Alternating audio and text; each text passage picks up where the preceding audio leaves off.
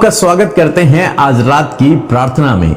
और आज मैं आपसे बात करना चाहता हूं पारिवारिक लड़ाई झगड़ों के विषय में, क्योंकि बहुत सारे परिवार हैं जिनमें आज बहुत अधिक लड़ाई झगड़े हैं। सास बहू के लड़ाई झगड़े हैं, भाई भाई के लड़ाई झगड़े हैं, भाई बहनों के लड़ाई झगड़े हैं, माता पिता के लड़ाई झगड़े हैं, पेरेंट्स और बच्चों के लड़ाई झगड़े हैं, पति और पत्नी के लड़ाई झगड़े हैं, बगल पड़ोसी के साथ, रिश्तेदारों के साथ लड़ाई झगड़े हैं। और ये लड़ाई झगड़े कहीं ना कहीं हमारे मसीह जीवन को, एक आत्मिक जीवन को नष्ट कर रहे हैं, और जिसके कारण आप एक गवाही का जीवन व्यतीत नहीं कर पा रहे हो। और हो सकता है यही एक कारण हो कि आपके जीवन में काम नहीं हो रहा। क्यों? क्योंकि 24 घंटे लड़ाई झगड़े हैं, क्षमा नहीं है, प्रेम नहीं है, एकता नहीं है, मेल मिलाप नहीं है। आज शाम में मैं आपको उत्साहित करना चाहूंगा कि परमेश्वर आपसे ये चाहते हैं कि आप लड़ाई झगड़ा न करें। परमेश्वर आपसे ये चाहते हैं कि आप मेल मिलाप वाले हों, आप प्रेम करने वाले हों, आप क्षमा करने वाले व्यक्ति हों। यह परमेश्वर की इच्छा है, यह परमेश्वर चाहते हैं आपसे। वो कभी नहीं चाहते कि आपके परिवार में लड़ाई झगड़े रहें। और हो सकता है बहुत से भाई बहन इन लड़ाई झगड़ों के कारण उनका परिवार टूटने पर है, रिश्तों में दरारें आ गई हैं, रिश्तों में दूरियां आ गई हैं, रॉन्ग रिलेशनशिप पैदा हो गए हैं, आदर सम्मान प्रेम सब चला गया है, शांति चली गई है, आशीषें चली गई हैं, परिवार टूटने पर है, बर्बाद होने पर है, दुष्ट लोगों के विचारों में काम कर रहा है, क्योंकि वो नहीं चाहता कि इनका परिवार अच्छा रहे। क्योंकि परमेश्वर ने परिवार को बनाया है, परमेश्वर ने बनाया है, लेकिन दुष्ट चाहता है कि ये एक साथ न रहें, ये अलग अलग हो जाएं, इनके बीच में लड़ाई झगड़े रहें, इनके बीच में अशांति रहे, ये एक दूसरे को देखकर गुस्सा करें, क्रोध करें, मारने का प्लान करें एक दूसरे को। और बहुत सारे आज कर भी रहे हैं, आप न्यूज में भी देख रहे हैं कि बच्चों ने माता पिता को मार दिया, पति ने पत्नी को मार दिया, पत्नी ने पति को मार दिया। बहुत अधिक आज आपको देखने को मिलेगा। लेकिन परमेश्वर का वचन हमें कुछ सिखाता है। बाइबल में हम लोग कुछ भाइयों के विषय में पढ़ते हैं जो एक दूसरे को मारना चाहते हैं, नष्ट करना चाहते हैं, लेकिन परमेश्वर अपनी योजना को उनके जीवन में पूरा करता है। और जो परमेश्वर का जन है, उन भाइयों में से जो परमेश्वर का जन है, जो प्रभु के पीछे चलता है, उसका जीवन कैसा है हम लोग देखते हैं। उत्पत्ति की किताब उसका 45 अध्याय यदि आप पढ़ेंगे तो यहां पर आपको यूसुफ और उसके भाइयों के विषय में पढ़ने को मिलेगा। यूसुफ को उसके भाइयों ने बचपन में जब वो छोटा था उससे डाह किया, उससे जलन की, और जलन के कारण, क्योंकि परमेश्वर ने यूसुफ को दर्शन दिया कि मैं तुझे ऊंचा उठाऊंगा, और यह दर्शन यूसुफ ने अपने भाइयों को बता दिया जो कि बड़े थे। अब उन्हें यूसुफ को जो कि छोटा था उसे देखकर जलन हो गई, और जलन के कारण उन्होंने उसे मारा, उसे गड्ढे में डाला, और अंत में उन्होंने उसे बेच दिया।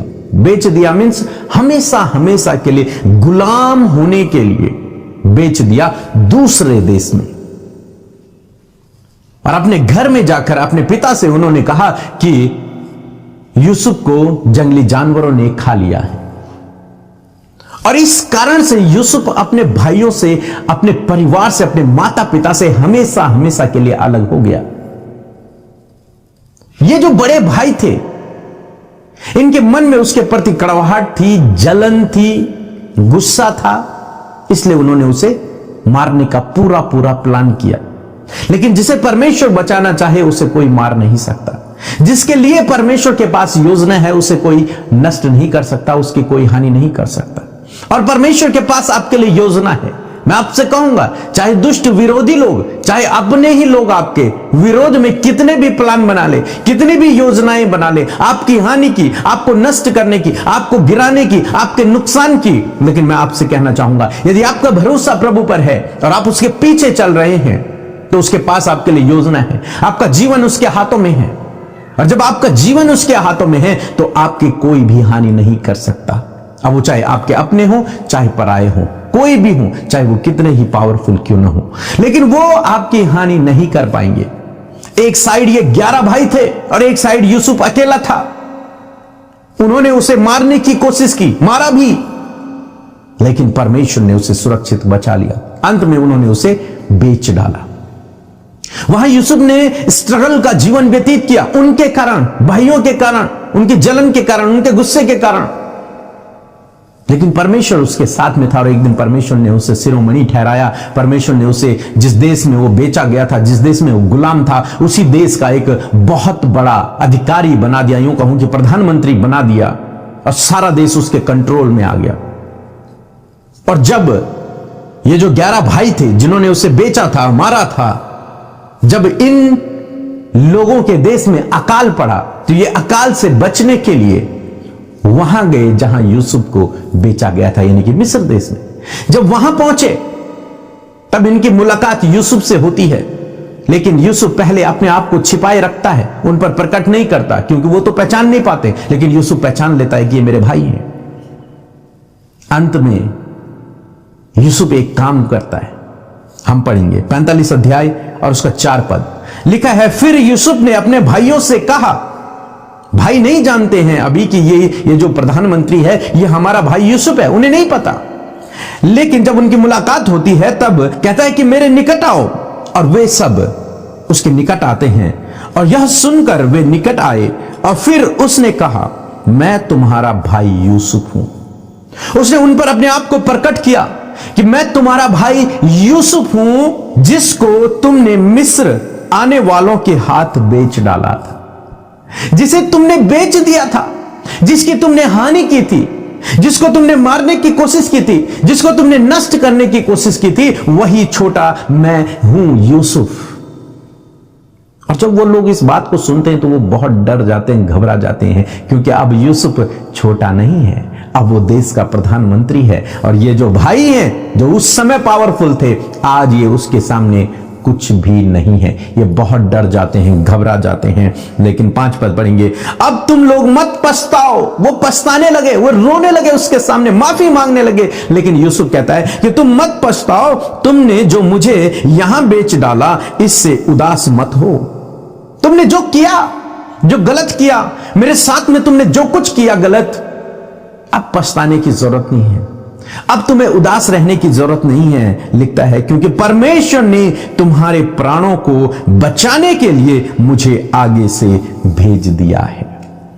वो कहता है, मेरे भाइयों, तुमने मेरे साथ में बुरा किया, तुमने मुझे बेचा, तुमने मुझे मारा, तुम्हारे कारण मैंने स्ट्रगल जरूर किया, लेकिन अब तुम पछताओ नहीं, अब तुम उदास मत हो। क्यों? क्योंकि मैं जानता हूं ये सब परमेश्वर की योजना थी, ताकि मैं तुमसे पहले इस देश में आऊं और प्रधानमंत्री बनूं, और तब तुम यहां आओ और मैं तुम्हें बचाऊं। उसके बाद यूसुफ अपने भाइयों का, अपने माता पिता का, सारे घराने का जिम्मेदारी लेता है, देखभाल करता है कई सालों तक उन्हें अपने साथ में। यदि आप मसीह में हैं, यदि आपने विश्वास किया है, तो पहला कदम आपका होना चाहिए। यहां पर यूसुफ ने अपने भाइयों से कहा, मेरे पास आओ। भाइयों ने कुछ नहीं कहा, यूसुफ ने कहा, मेरे पास आओ। जो उसके पास आए तो उसने उन्हें गले लगा दिया। तो आप समझिए इस बात को, पहला स्टेप आपने लेना है मेल मिलाप के लिए, पहला स्टेप आपने लेना है क्षमा के लिए, पहला स्टेप आपने लेना है परिवार को सही करने के लिए, पहला स्टेप आपने लेना है। जब आप ऐसा करेंगे, आपका परिवार फिर से रिस्टोर होगा, एक होगा, रिश्ते सही बन जाएंगे, परिवार में आशीष होगी, शांति होगी, प्रेम होगा, मेल मिलाप होगा। लिखा है, जो बड़ा होना चाहे वो छोटा हो जाए। अपने आप को छोटा करे, माफ कर दे उन्हें, गले लगा दे उन्हें, फिर से एक हो जाए। परमेश्वर आपको इस वचन के द्वारा बहुत आशीष दे। और मेरा विश्वास है, जो कैरेक्टर प्रभु ने यूसुफ को दिया था, वही आज आपके अंदर आए, मेरे अंदर आए, हम सब मसीहों के अंदर आए, कि हम दूसरों को माफ करने वाले, क्षमा करने वाले हो सकें। चाहे वे लोग कितने ही गंदे क्यों नहीं हैं, कितने ही बुरे क्यों नहीं हैं, उन्होंने आपके साथ में कितना ही बुरा क्यों नहीं किया है, लेकिन यदि आप मसीह में हैं तो उन्हें माफ करें। हाँ, ये बोलना सरल है, करना कठिन है, लेकिन हमारे प्रभु ने हमें यही आज्ञा दी है कि तुम ऐसा करो, तभी तुम मेरे चेले ठहरोगे। सो प्रभु आपको इस वचन के द्वारा बहुतायत से आशीष दे।